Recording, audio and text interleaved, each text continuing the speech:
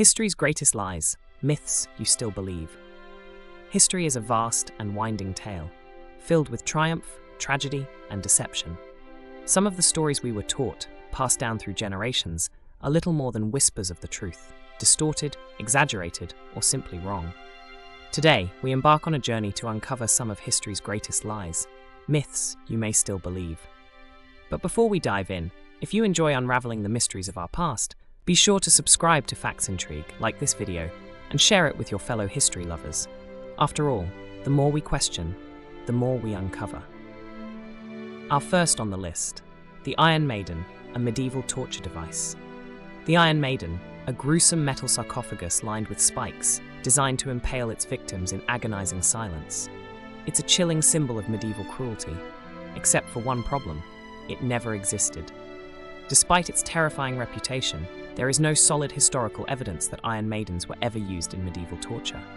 In fact, the concept was likely fabricated in the 19th century as a sensationalized relic of the past. Many of the Iron Maidens found in museums today were created centuries after the Middle Ages, meant more for shocking tourists than recounting historical truth. But this isn't the only lie that has shaped our view of history. Some misconceptions are so deeply ingrained, they have literally changed how we see the past, such as one of history's most famous generals. Napoleon was extremely short. He has been mocked in pop culture, depicted as a small, irritable man with a towering ambition. But the idea that Napoleon Bonaparte was short is one of history's greatest exaggerations. Standing at about 5 feet 7 inches in modern measurements, Napoleon was actually above average height for his time. The myth comes from a confusion between French and English measurement systems, as well as British propaganda painting him as a diminutive figure to undermine his power. In truth, Napoleon was a commanding presence on the battlefield, feared and respected by enemies alike, not the tiny caricature we've come to believe. Speaking of misrepresented warriors, what if I told you that Viking helmets, as we picture them, are a complete fabrication? Vikings wore horned helmets. Fearsome raiders from the north, sailing across the seas with helmets crowned in menacing horns. The image is iconic and completely inaccurate. There is no historical evidence that Vikings wore horned helmets in battle. This myth originates from 19th century opera and artwork, where costume designers added horns to make Viking warriors look more dramatic on stage. In reality, Vikings likely wore simple iron helmets, or none at all. The truth is, the Vikings didn't need horns to strike fear into the hearts of their enemies. Their ruthless efficiency and seafaring prowess were intimidating enough. But myths don't just shape how we see warriors of the past, they even shape how we see the Earth itself. The Great Wall of China is visible from space. You've probably heard the claim, the Great Wall of China is the only man-made structure visible from space. But this too is false. The truth? The Great Wall is nearly impossible to see from low Earth orbit with the naked eye. It's long, but it's narrow, blending into the landscape. Astronauts confirm that major cities, roads, and even airports are far more visible than the Great Wall. It's a testament to human ingenuity, yes, but perhaps not in the way we've been told. And now, let's take a look at another misunderstood invention, one far deadlier than walls or maps. The pyramids were built by slaves. The majestic pyramids of Egypt stand as testaments to human ingenuity and ambition. For centuries, a pervasive belief has held that these monumental structures were erected on the backs of slaves, toiling under the harsh desert sun. However, archaeological discoveries paint a different picture. Excavations have unearthed workers' villages, complete with well-constructed housing, ample provisions, and even medical care. These findings suggest that the builders were not slaves, but rather a skilled workforce, honored for their contributions to the pharaoh's grand vision. This revelation transforms our perception of ancient Egyptian society, highlighting a complex civilization that valued and supported its laborers. As we move from the sands of Giza, let's set sail across the Atlantic to revisit a tale of discovery that has been told for generations. Christopher Columbus discovered America. In 1492, Christopher Columbus embarked on a voyage that would forever alter the course of history. Traditionally celebrated as the discoverer of America, Columbus's legacy is both monumental and misunderstood. Long before Columbus's arrival, the Americas were home to thriving indigenous civilizations with rich cultures and histories. Moreover, evidence indicates that Norse explorer Leif Erikson reached the shores of North America around the year 1000, establishing settlements in what is now Newfoundland, Canada. Recognizing these facts broadens our understanding of exploration and acknowledges the diverse narratives that comprise our shared history. From tales of exploration, we turn to the life of a genius whose academic journey has been widely misrepresented. Einstein failed math. Albert Einstein, the very name synonymous with unparalleled intellect and groundbreaking theories. Yet, a persistent myth suggests that this genius once struggled with mathematics during his school years. In reality, Einstein exhibited exceptional mathematical abilities from a young age. By the age of 15, he had already mastered differential and integral calculus. This misconception likely stems from misunderstandings or misrepresentations of his academic records. Embracing the true narrative of Einstein's early prowess serves as a reminder that even the brightest minds are often subject to myths and misconceptions. Now, let's journey to colonial America, where tales of witchcraft have been clouded by fiery falsehoods. Salem witch trials burned witches at the stake. The Salem witch trials of 1692 remain a dark chapter in American history, marked by fear, superstition, and injustice. A common belief is that those convicted of witchcraft were burned at the stake. In truth, the majority of the condemned were hanged, not burned. 19 individuals met their fate on the gallows, while one man was pressed to death under heavy stones for refusing to enter a plea. Understanding the factual events of Salem underscores the dangers of mass hysteria and the importance of due process. So, while the Salem witch trials in colonial America did not involve burning individuals at the stake, this method of execution was employed in other regions, notably in Scotland. In Scotland, burning was a common punishment for those convicted of witchcraft. For instance, a plaque at the Witch's Well in Edinburgh Castle commemorates more than 300 women who were burned at the stake. In England, the typical punishment for convicted witches was hanging. However, there were exceptions where burning was used, particularly when the crime involved petty treason, such as a wife murdering her husband. In these cases, the method of execution was burning at the stake.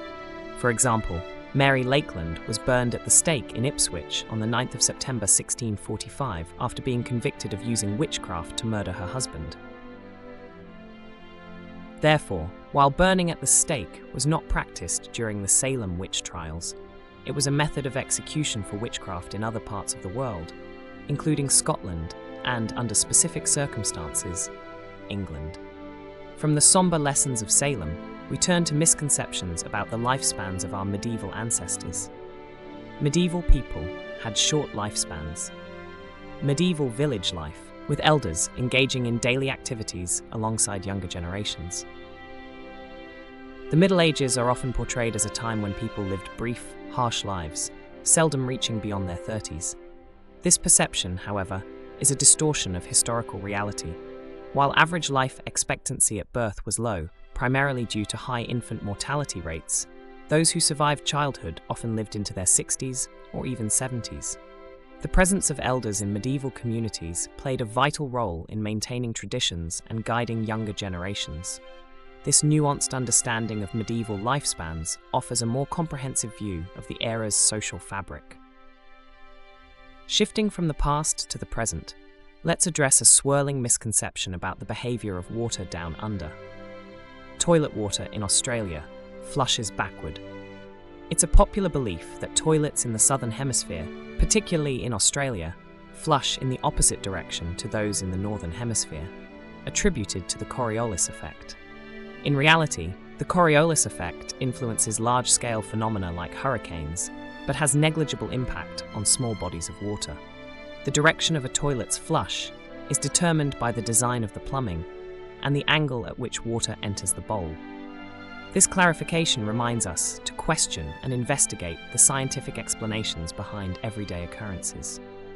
From swirling waters, we delve into the mysteries of the human mind and a myth that underestimates our cerebral potential. Humans only use 10% of their brains. The notion that humans utilize a mere 10% of their brains has permeated popular culture, suggesting untapped potential waiting to be unlocked. This myth has been propagated through various media, including films and self-help programs, enticing us with the promise of accessing dormant abilities. However, neurological research provides a different narrative. Advanced imaging techniques, such as PET and fMRI scans, reveal that virtually every part of the brain has a known function and is active over a 24-hour period. Even during rest or sleep, our brains exhibit a baseline level of activity, managing essential functions and processing information.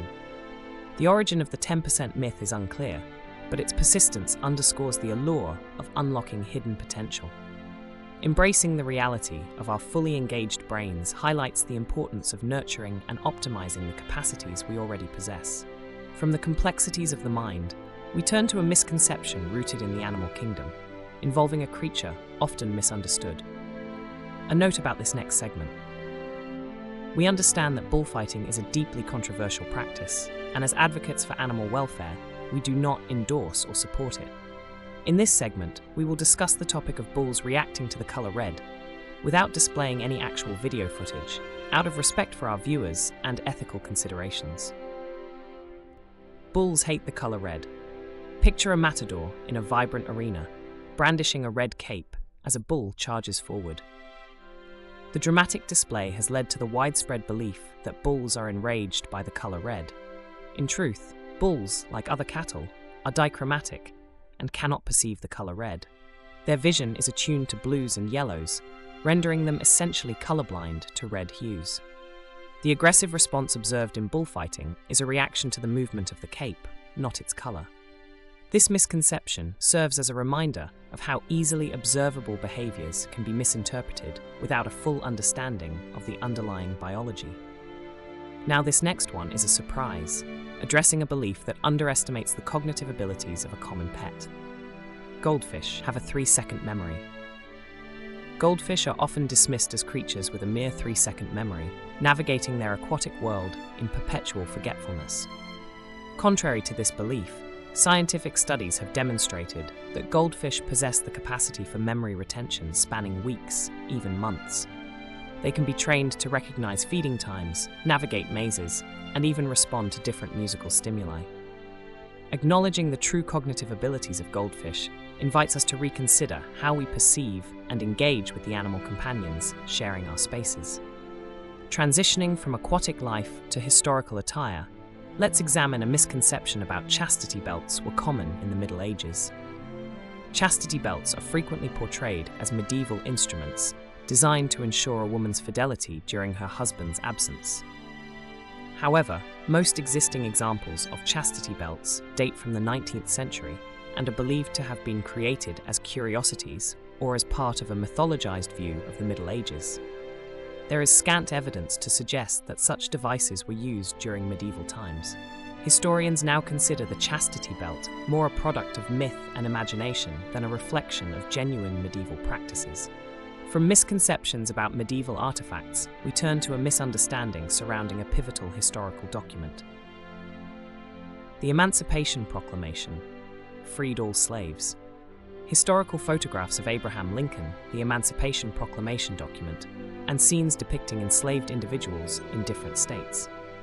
President Abraham Lincoln's Emancipation Proclamation is often heralded as the definitive end to slavery in the United States.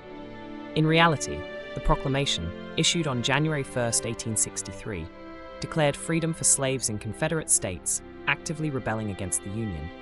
However, it's argued that it did not apply to slaveholding border states loyal to the Union or areas of the Confederacy already under Union control. The complete abolition of slavery was achieved only with the ratification of the 13th Amendment in December 1865. This distinction underscores the complexity of legislative actions and the multifaceted path toward true emancipation. Transitioning from historical documents to human physiology, let's explore a common misconception about our sensory perceptions. The tongue has specific taste zones. Many of us were taught that different regions of the tongue are exclusively responsible for detecting specific tastes, sweet at the tip, bitter at the back, and so forth. This taste map concept, however, has been debunked by modern research. Taste receptors for sweet, salty, sour, bitter, and umami are distributed across the entire tongue, allowing all taste sensations to be detected in all areas. The misconception originated from a misinterpretation of early 20th century research and has since been corrected in contemporary understanding. Recognizing this clarifies how our sensory systems function and the importance of accurate scientific communication.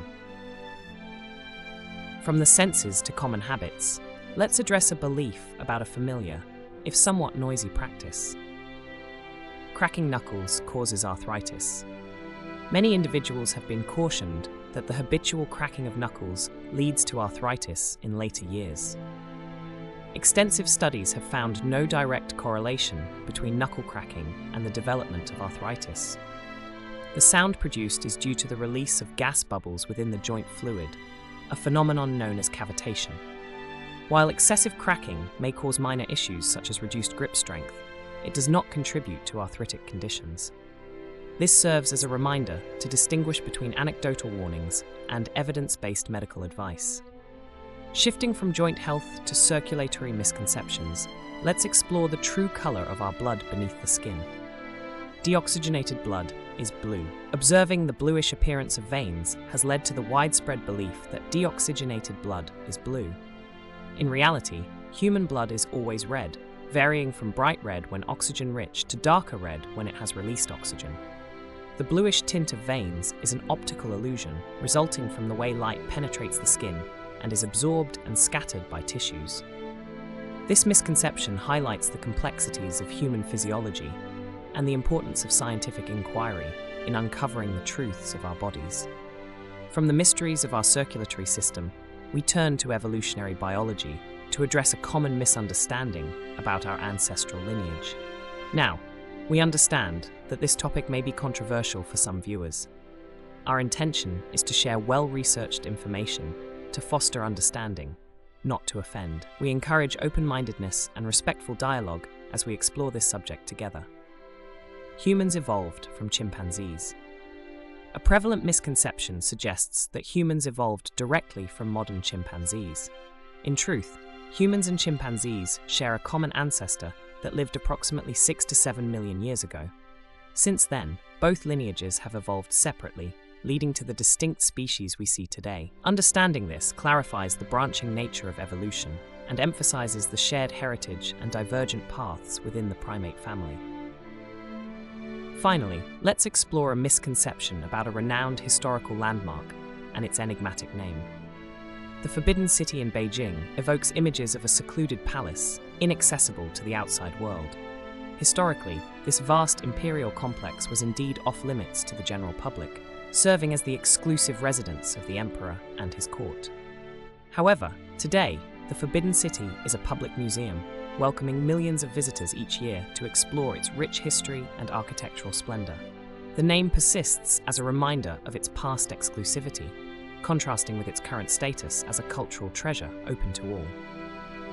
And so, we've peeled back the layers of history, revealing myths that have shaped our understanding of the past. But there are always more truths waiting to be uncovered.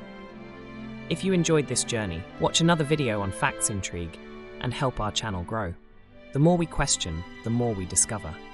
Thank you for watching, and we'll see you in the next mystery.